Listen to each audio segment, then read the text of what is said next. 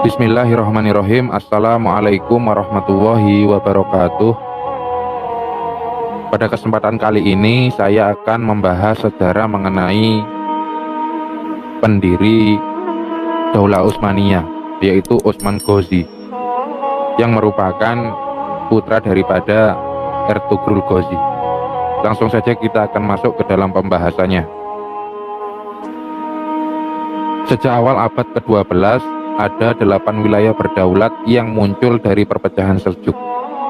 Yang terkemuka diantaranya adalah Kesultanan Rum, yang mana pendirinya adalah Sulaiman bin Qutulmuzi, yang merupakan seorang sepupu jauh dari Malik Shah. Kemudian 2 tahun setelah memenangkan pertempuran Manzikert, akhirnya ia mendirikan pusat pemerintahan baru yang berada di Iznik. Nah, Kesultanan Rum berhasil menguasai sebagian besar Anatolia, meskipun dapat menghalau beberapa kali pasukan salib. Kerajaan tersebut tidak mampu membendung invasi bangsa Mongol yang terjadi pada tahun 1200-an. Sultan Rum terpaksa menyerah dan meletakkan kedaulatan negerinya di bawah kendali pihak penjajah. Dalam periode ini, dunia Islam memang betul-betul dilanda musibah yang sangat besar. Keganasan bangsa dari Asia Timur itu memang tidak kenal ampun. Nah, pada tahun 1258, bala tentara Mongol bahkan membumi hanguskan Baghdad yang merupakan jantung negeri kekhalifahan Abbasiyah yang berada di Irak. Krisis yang melanda dunia Islam kala itu justru menjadi peluang bagi dinasti-dinasti Turki untuk tampil di muka. Di mana pada tahun 1250 misalnya, kaum elit militer keturunan budak yang berkebangsaan Turki berhasil merebut kekuasaan dari Ayyubiyah di Mesir. Mereka lalu mendirikan dinasti Mamluk di kawasan delta Sungai Nil itu. Konsolidasi bangsa Turki juga terjadi di Anatolia sesudah Kesultanan Rum. Proses tersebut menjadi latar belakang naiknya seorang pemimpin baru. Sumber-sumber dari era Bizantium menyebut namanya sebagai Atman atau Ottoman. Adapun manuskrip-manuskrip Arab dari zaman yang sama menamakannya dengan nama Utsman. Sosok tersebut belakangan lebih populer dengan sebutan Osman Ghozi. Dialah pendiri Kesultanan Utsmaniyah atau Ottoman yang merupakan kerajaan yang berdiri sejak tahun 1517 yang menjadi sebuah kekhalifahan Islam. Tidak ada yang tahu pasti kapan dan di mana Osman Ghozi dilahirkan. Teks-teks mengenai dirinya kebanyakan bersumber dari tradisi oral masyarakat setempat yang penuh nuansa rekaan. Otoritas Turki Utsmaniyah pun baru menulis sejarah baku tentang bapak bangsa mereka, yaitu pada abad ke-15 atau lebih dari 100 tahun sejak kematian Osman Ghozi. Yang jelas darinya lah nama Kesultanan Utsmaniyah berasal. Selain itu, menurut hikayat-hikayat tradisional, Osman Ghozi ini datang dari klan Kayi atau suku Kayi. Sosok historis ini masih keturunan suku bangsa Turki Oghuz, dan ia disebutkan lahir di sebuah wilayah Kesultanan Rum, dan ayahnya bernama Ertugrul, sedangkan kakeknya adalah Sulaiman Shah. Profesor Ali Muhammad As-Solabi di dalam bukunya Bangkit dan Runtuhnya Khalifah Utsmaniyah menuturkan bahwa sebuah hikayat lokal mengenai tokoh ini. Pada tahun 617 Hijriah atau 1220 Masehi, Sulaiman Shah menyelamatkan diri dan keluarganya dari serbuan pasukan Mongol yang bertepatan dari Kurdistan sekitar Irak Utara, dan mereka hijrah ke kota Akhlat, yaitu yang bertepatan di daerah Anatolia. Kemudian setelah Sulaiman Shah wafat, maka digantikan dengan putranya yaitu Ertugrul Ghozi. Nah, Ertugrul memimpin eksodus kabilahnya yang terdiri atas 100 kepala keluarga dan 400 pasukan berkuda. Kali ini tujuannya adalah Anatolia Barat Laut. Dalam perjalanannya, ia mendapati keributan tak jauh dari tempatnya singgah. Ternyata dirinya berada dekat dengan lokasi pertempuran antara pasukan muslimin dan Nasrani. Waktu itu Bizantium sedang dikdaya di tengah merosotnya militer Seljuk. Menyadari hal itu, Ertugrul pun bergabung dengan prajurit Islam dan akhirnya pertempuran itu pun dimenangkan oleh pihak muslimin. Komandan pasukan Seljuk memberi penghargaan atas bantuan Ertugrul dan rombongannya, dan ia pun diberikan sebidang tanah di Anatolia Barat yang berdekatan dengan perbatasan Bizantium. Akhirnya Ertugrul dan kaumnya lantas menetap di area pemberian orang-orang Seljuk itu. Dan aliansi dengan Seljuk pun terjalin dengan erat, sehingga setiap ekspedisi jihad yang melawan pasukan salib maupun orang-orang Bizantium pun selalu diikuti oleh pasukan Ertugrul. Pada tahun 699 Hijriah atau tepatnya pada tahun 1299 Masehi, Tugrul pun wafat dan akhirnya putranya tampil sebagai pemimpin baru yang bernama Utsman Ghozi. Dalam menjalankan roda pemerintahannya, sang peletak fondasi Kesultanan Utsmaniyah itu mengikuti kebijakan ayahnya, termasuk di dalam memperluas wilayah kekuasaannya hingga ke kota-kota jajahan Bizantium. Nah, lebih dari 6 abad lamanya, Turki Utsmaniyah menjadi sebuah kerajaan besar. Kekuasaannya membentang dari pesisir Afrika Utara, Mesir, Yerusalem, Suriah, Irak, Siprus, Anatolia hingga semenanjung Balkan.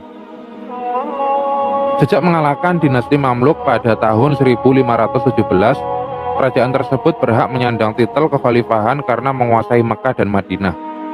Dengan keseluruhan wilayahnya yang begitu luas, kedaulatan Islam pun tampil sebagai sebuah negara adidaya yang berkarakteristik majemuk, mempertemukan antara dua timur, Asia, Afrika, dan Barat yang ada di Eropa. Figur di balik terbentuknya Turki Utsmaniyah adalah Utsman I atau Utsman Ghozi.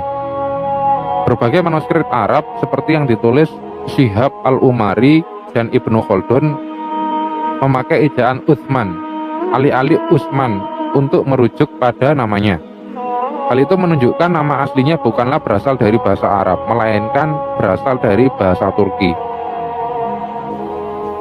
Beberapa sejarawan kontemporer menduga bahwasanya sang pendiri Turki Utsmaniyah itu lahir dengan nama Atman atau Atauman.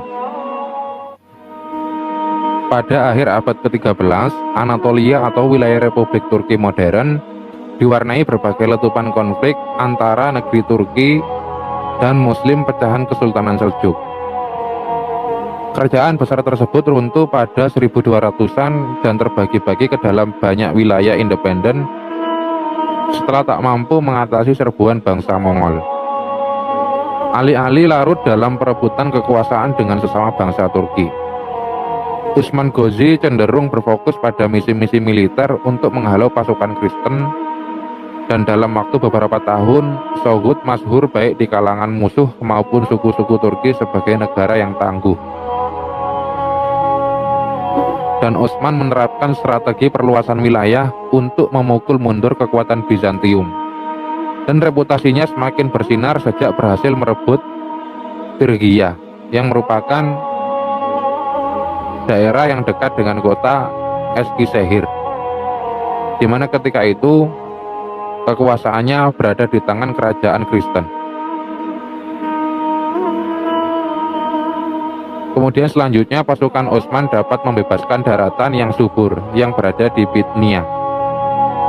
Untuk mencapai kemenangan, cucu Sulaiman Shah ini tidak selalu melalui perjalanan tempur.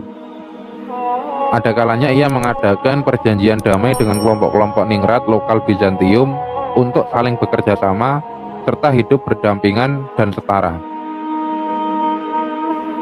Dalam hikayat karya penulis Turki abad ke-15 yaitu Asik Pasazet, dikisahkan bahwa pada suatu hari Utsman bermalam di rumah Syekh Adebali. Dalam tidurnya, ia bermimpi melihat cahaya rembulan terbit dari dada sang darwis. Tiba-tiba sinar putih itu meresap ke dalam dadanya sendiri. Sebuah pohon kemudian tumbuh dari tubuhnya dan bayangannya meliputi seluruh penjuru bumi. Dan di bawah naungan keteduhannya, pegunungan pun berdiri tegak. Sungai-sungai mengalir dari tiap punggung-punggung gunung tersebut. Banyak orang mengambil minuman dari aliran airnya. Sebagian lainnya menggunakan air sungai itu untuk menyirami taman-taman serta mengaliri banyak kolam pancuran. Begitu terbangun, akhirnya Utsman itu menuturkan mimpinya tadi kepada Syekh Adebali. Dan ketika itu Syekh Adebali berkata kepada Utsman, "Hai anakku, selamat. Allah Subhanahu wa Ta'ala akan menganugerahkanmu sebuah kerajaan besar yang akan engkau warisi bersama anak keturunanmu." Nah, semasa hidupnya Utsman Ghozi menikah dengan dua orang istri, yakni Maihun Hatun dan Robiah Bala Hatun. Yang pertama adalah putri seorang kepala suku Turki Seljuk, yaitu Ömer Abdul Aziz Bey. Adapun yang kedua merupakan anak perempuan Syekh Adebali. Dari keenam putra Utsman, hanya dua yang hidup hingga masa dewasa, yaitu Alauddin Pasha dan Orhan Ghozi. Berbeda dengan saudaranya, Alauddin cenderung menyibukkan diri pada pencari ilmu pengetahuan.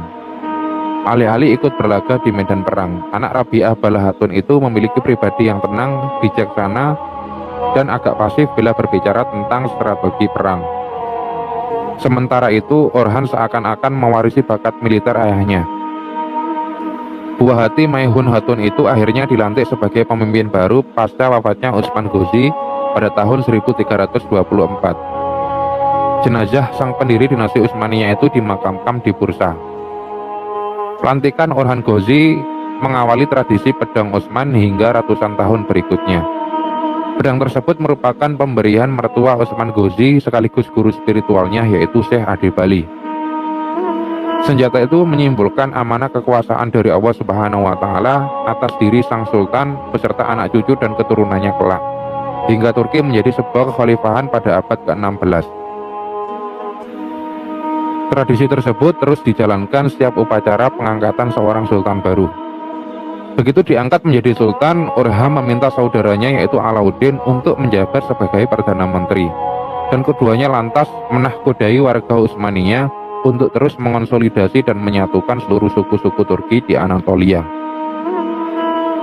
Para sejarawan modern umumnya sepakat sejak masa itu Utsmaniyah sudah betul-betul lepas dari pengaruh kerajaan Seljuk, termasuk Kesultanan Rom sebagai pecahan terbesar dari kerajaan yang pernah berjaya pada masa rentan tahun 1307 hingga 1194 Masehi.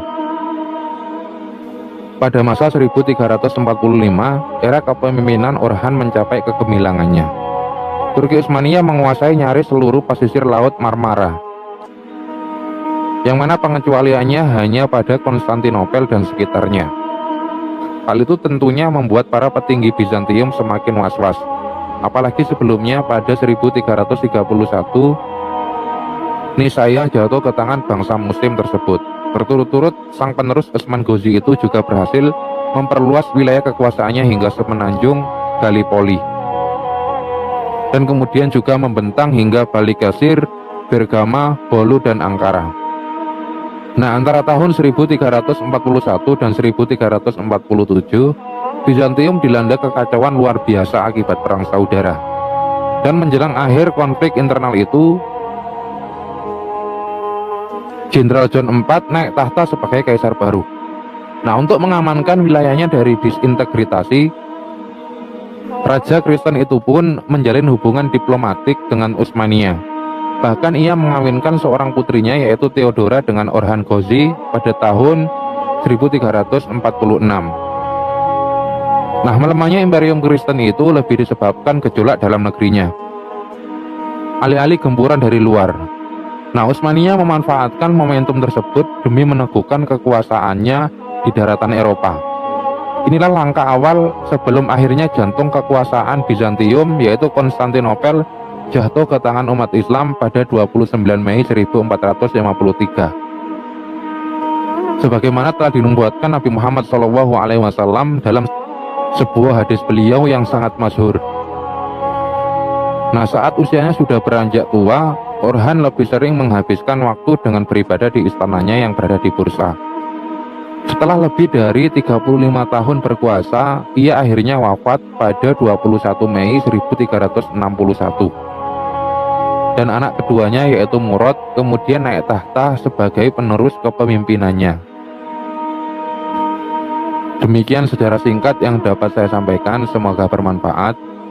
Wassalamualaikum warahmatullahi wabarakatuh.